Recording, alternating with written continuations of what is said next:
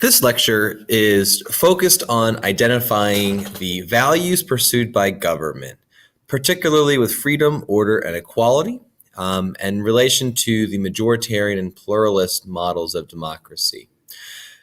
We also will take a look and identify ideologies and understanding beliefs in government and motivations for why certain people have those ideas of government.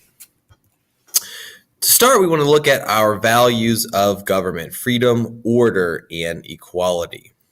Freedom and equality tend to have positive connotations in American government. People like having freedoms. It's in our Bill of Rights: freedom of speech, freedom of religion, freedom of press. We also like equality. We also like the idea that people are equal to one another in terms of social equality in particular, that no one is better than the other, particularly in the eyes of the law. That order tends to be viewed with more skepticism, that people think that the government is always trying to do too much, that the government doing too much is actually dangerous, that the government may violate our rights or may prevent us from achieving equality in the eyes of order. This symbolizes government intrusion in our private lives. Freedom has two ways of looking at it, two ways to use the term: freedom to and freedom from. Freedom to refers to the absence of constraints on behavior. This is really how people often, by default, think of the ideas of liberty and freedom. Freedom from symbolizes the fight against exploitation and oppression, related to equality if considered freedom from discrimination. Order has two ways to be interpreted. One, preserving life and protecting property. The other is preserving social order. Most citizens agree with the first, that yes, government should protect our lives and protect our property. However, there are concerns that exist regarding interpretation of the second application. What does it mean to preserve social order? What are some of the problems that might arise from that? What are the costs in that? Domestic tranquility is cited in the preamble of the United States Constitution. It says to preserve life and property. People are more likely to argue social order is not the job of the government. The job of the government is to protect life and property. Social order are established patterns of authority in society and traditional modes of behavior. Based on this definition, it changes as societal values change. However, that can lead to a controversy, or the extent to which the government should use its authority. That citizens fear too much invasion of privacy could lead to a police state, that people's lives would be ruined, that people's freedoms would be violated, that we would have no privacy and the ability to control our own lives. The police state is when government uses power to regulate nearly all aspects of behavior. Governments can work out changing social patterns more gradually through the legal process. That's probably the more appropriate way to go about. Equality includes political equality. In decision-making, each citizen has one vote. The basic concept essential to democratic theory that goes beyond one vote. Some citizens more able to influence political decisions. Celebrities, people with money, for example. Social equality includes wealth, education, and status as those methods of measurement.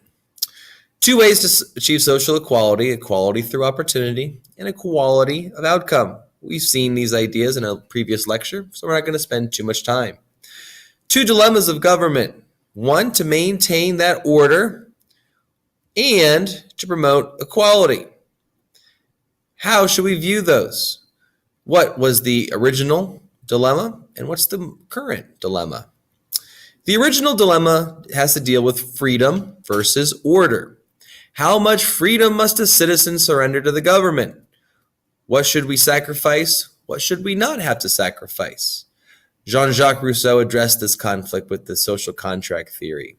The original purpose of government was to protect life and property. Any policy that works towards one of these values takes away from the other. If you fight for more freedom, then order will be sacrificed. If you fight for more order, then people's freedoms will be sacrificed. The modern dilemma, however, when we think of government, is not freedom versus order, but freedom versus equality. We assume that order is fine. Sometimes we take that for granted. And that's why equality has taken that approach. Problem when using government power to promote equality. The clash between freedom and equality is more subtle than between freedom and order. And please note that when forced to choose between the two, Americans typically choose freedom over equality. Generally, people are okay with inequalities around the country as long as their freedoms have not been infringed. Now, the next part of this lecture is focused on the issues of ideology and the scope of government. How do people view the government, the role of government? Let's start with governmental theory. The first is anarchism. Anarchism opposes all government. Anarchists want an absence of government. They value freedom above all else. Libertarianism is focused on something a little bit different, but sounds awfully similar to anarchism. They oppose all government except to protect life and property. That government should be as limited as possible. If any time we can limit government, a libertarian will say, yes, please. Often refer to themselves as fiscal conservatives and socially liberal. For example, fiscal conservative, the government should do less in terms of spending money. However, a libertarian may be seen as socially liberal for their views on gay marriage, the idea that government should not get involved in gay marriage. People should be able to marry whomever they want. Liberalism is this idea that we view a positive role of government and we accept government intervention for citizen welfare. Totalitarian, authoritarian. We want unlimited government of power. We want the government to be able to do whatever they want, especially for the sake of social order. The idea is that government can best serve the common good. Next is the economic theory. How do people view the role of government in the economy and business? Laissez-faire. Government takes hands-off approach to the economy. Let them be is what laissez-faire means. No government intervention within business. Capitalism believes in free enterprise, that people should be able to make their own economic decisions with some government intervention, just a little bit, but definitely not a lot. Milton Friedman is someone that we best connect with the ideas of capitalism and the free enterprise. The free enterprise is required for free politics. If you truly want to have political equality, social equality, then you need to let government get out of business, he would argue. Both American liberals and conservatives agree on capitalism. The difference is on interpretation and the level of government involvement that's allowed. Socialism. Socialism is when the government owns the means of production. The means of production are what to produce, how to produce, and for whom to produce. Those are the questions that we want to answer. The means of production are land, labor, capital. So in socialism, government owns all the land, government owns all the labor, and government owns all the capital. Strong government regulation of private industry and economy with socialism. Political ideology. Okay, this is something that where a lot of people will understand a little bit, and may have heard these terms before. To be a conservative, what does that mean? We want less government involvement in government programs.